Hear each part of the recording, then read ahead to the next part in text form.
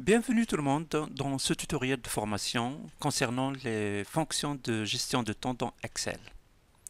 La fonction d'aujourd'hui, c'est la fonction mois.décalé.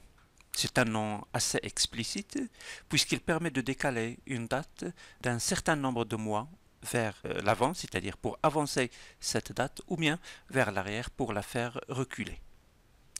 Au cours de la vidéo, on va voir dans un premier temps la syntaxe de la fonction et puis après des messages d'erreur que la fonction pourrait renvoyer, et dans la dernière partie de la vidéo, on va traiter un exemple d'application de la fonction mois.décalé. Avant de commencer la vidéo, pensez à faire les 4 choses suivantes. Tout d'abord, vous abonner à la chaîne et activer la clochette. Puis après, si le contenu vous plaît, pensez à liker la vidéo et de la partager avec vos connaissances.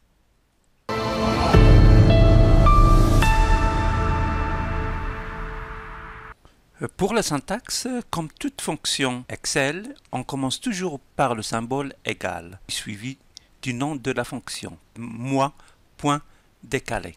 Et puis les parenthèses, le premier argument, point virgule, et puis le deuxième argument. Comme on voit ici, le premier argument c'est la date référence qu'on va utiliser. On peut lui donner une date en dur, c'est-à-dire qu'on va mettre entre guillemets, ou bien la référence d'une cellule qui contient une date, ou bien encore le résultat d'une fonction qui donne une date. Et puis le deuxième argument, c'est le nombre de mois avec lequel on va soit avancer, soit décaler. Pour ce faire, on utilise un nombre entier positif pour faire avancer la date d'un certain nombre de mois, ou bien un nombre entier négatif pour la faire reculer.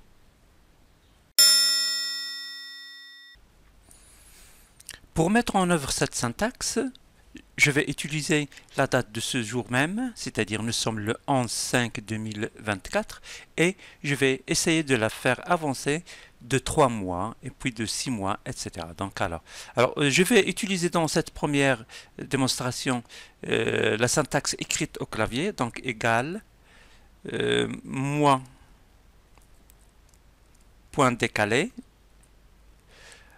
Alors la date, elle se trouve dans la cellule F10. Alors donc je fais F10, point virgule, et puis je vais la faire décaler de 3 mois. J'écris 3 et je ferme la parenthèse. J'obtiens alors le 11/8/2024. La date de départ c'était le 11/5/2024. De même, je vais la faire avancer de 6 mois, égale toujours mois, point décalé, la date qui se trouve toujours dans F10, point virgule, et puis je la fais avancer de 6 mois, je ferme la parenthèse, voilà, etc. Donc ici. Alors, de la même manière, je peux la faire reculer. Alors, dans ce cas-là, pour les nombres de mois, on va utiliser des nombres négatifs. Alors, donc ici, pour la démonstration, je ne vais pas saisir la syntaxe au clavier, mais plutôt on va utiliser l'assistant. Alors, je clique sur FX. Dans la liste ici, je cherche la catégorie date et heure. Et puis dans la liste des fonctions, je cherche mois, point décalé. Je l'ai ici. Nous voyons ici la boîte de dialogue de l'assistant. Nous avons les deux arguments. On remarque que les arguments sont écrits en gras, ce qui veut dire qu'ils sont tous les deux obligatoires. Alors donc, date de départ, c'est la date qui se trouve dans la cellule F10. Le nom de mois que je vais décaler, c'est-à-dire vers l'arrière, je vais utiliser moins 3. Alors, dans ce cas, j'obtiens ici égal. Alors donc, je valide. Après validation, j'obtiens le 11/2/2024. la date de départ c'était le 11/5/2024. De même, je peux utiliser toujours la fonction, alors ici date heure, toujours mois point décalé, toujours F10, et ici je vais la reculer de 6 mois, moins 6, et je valide ma formule. On voit bien ici nous avons la date de départ c'était le 11/5/2024. J'ai avancé de 3 mois, ce qui m'a donné le 11/8/2024, puis je l'ai avancé de 6 mois, j'ai obtenu le 11/11/2024, et ici je l'ai reculé de 3 mois, ce que m'a donné le 11/2/2024, et je l'ai reculé de 6 mois, ce qui m'a donné le 11/11/2023. Il arrive que au cours de la saisie de la syntaxe que je commette des erreurs de saisie. Par exemple ici on va voir, alors ici au lieu de lui donner la référence de la cellule contenant la date, je vais lui donner la date en dur. Alors je la mets entre guillemets, alors je fais 11/5/2024, je ferme les guillemets. Alors, et puis je valide. Alors ici tout va bien parce que j'ai pas commis d'erreur.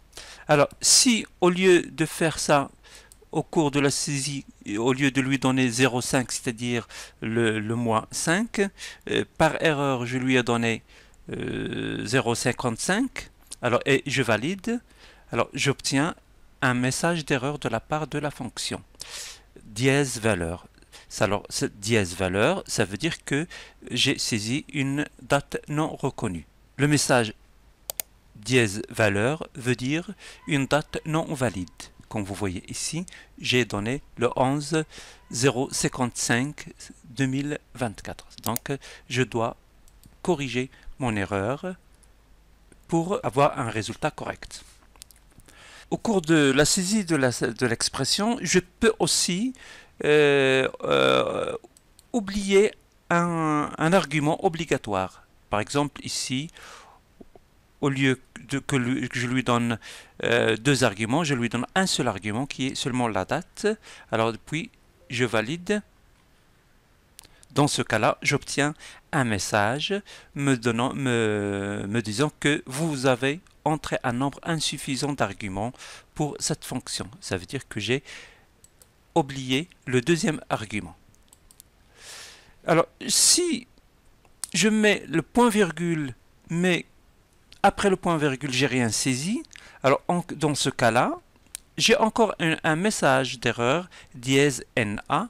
Ce message d'erreur signifie que j'ai oublié la valeur, c'est-à-dire la valeur d'un argument, je l'ai oublié. Dièse NA, c'est-à-dire un argument obligatoire qui a été oublié, c'est-à-dire qu'on ne lui a pas donné de valeur. Donc après là, je dois corriger ma faute. Je lui donne donc la valeur 3 pour le deuxième argument. Et puis, tout rentre en ordre. Une autre erreur que je peux commettre lors de la saisie, c'est que je peux lui donner une valeur non valide, c'est-à-dire pour l'un des arguments. Par exemple, ici, au lieu de mettre 3, je mets une lettre, par exemple, une lettre K, par exemple, une lettre. Et puis ici j'obtiens un autre message d'erreur que vous voyez, dièse non. Ce qui veut dire que ce cas-là, il n'est pas reconnu comme valeur, c'est-à-dire comme valeur d'argument. Les trois messages que j'obtiens, tout d'abord, dièse valeur qui veut dire qu'une date non valide, c'est-à-dire dièse NA qui veut dire un argument obligatoire qui a été oublié, qu'on ne lui a pas donné une valeur, et puis dièse non, point d'interrogation, qui veut dire une valeur non reconnue par Excel. Bon alors, pour l'exemple d'application, on va voir des des contrats, c'est-à-dire des contrats de bail. Alors ici, j'ai les baux de location. Dans un tableau, si j'ai tout d'abord la référence du contrat, j'ai seulement CB 001. CB, c'est seulement pour contrat de bail 001, CB 002, etc. Et ici, nous avons la date de début de contrat, et puis ici, la durée du contrat de bail en nombre de mois. Alors, ce que je vais faire, c'est je vais chercher pour chaque contrat la fin du contrat, et puis la date dans laquelle on va envoyer un premier avis signalant la fin du contrat, et puis la date du deuxième avis. Alors, donc, dans la colonne fin contrat, je vais donc écrire égal moins point décalé. Alors, la date de départ, c'est la date du début du bail, point virgule, et la durée en mois, c'est dans la colonne durée en mois. Dans ce cas-là, c'est 24. Je ferme la parenthèse et je valide. Alors, j'obtiens alors un nombre, 44 727. Ce nombre, c'est seulement le numéro de série que je vais afficher sous forme de date courte pour trouver alors la fin du contrat. Alors pour ce contrat-là, il débute le 15/6/2020. Il a une durée de 24 mois et il finira le 15/6/2022. Alors je recopie l'expression vers les autres lignes du tableau. Alors nous avons par exemple ici le dernier contrat CB005, il débute le 15/3/2023, il a une durée de 12 mois, alors la fin du contrat il aura lieu le 15/3/2024.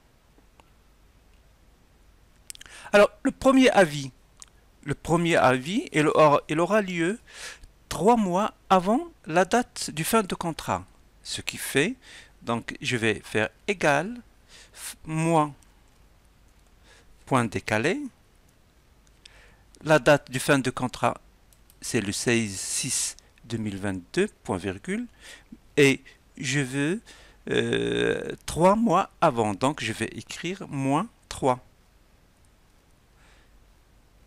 Et je valide, je ferme la parenthèse tout d'abord et puis je valide. Ce qui fait, j'obtiens toujours un numéro de série que je vais afficher au format date courte. Alors, donc le premier avis, pour ce client-là, il aura un premier avis 3 mois avant la fin du contrat, c'est-à-dire le 15/3/2022, un premier avis lui sera envoyé pour lui dire que le contrat est presque achevé. Alors donc, pour les autres, j'ai recopié pour les autres, chacun, il aura un avis, un premier avis, lui signalant la fin du contrat, ou bien l'approche de la fin du contrat. Un deuxième avis, il aura lieu un mois avant la date du contrat, avant la fin du contrat. Alors donc, égal, toujours le même travail, point décalé, toujours la fin du contrat, point virgule, et un mois avant, moins 1. Et je valide. Donc toujours la même manipulation pour obtenir l'affichage correct. Alors, date courte, et puis je valide, c'est-à-dire je recopie vers les autres. Alors donc j'ai rempli mon tableau. Pour chaque contrat, nous avons la date du début du contrat, nous avons la durée en mois, en nombre de mois, nous avons ici la fin du contrat, nous avons ici la date de l'envoi d'un premier avis, et puis ici la date de l'envoi d'un deuxième avis. C'est ainsi que cette vidéo prend fin. J'espère que le contenu vous a plu. N'oubliez pas de vous abonner à la chaîne et de mettre un like si le contenu vous a plu. bien sûr. Et aussi, n'oubliez pas de la partager pour toute fin utile. Merci beaucoup.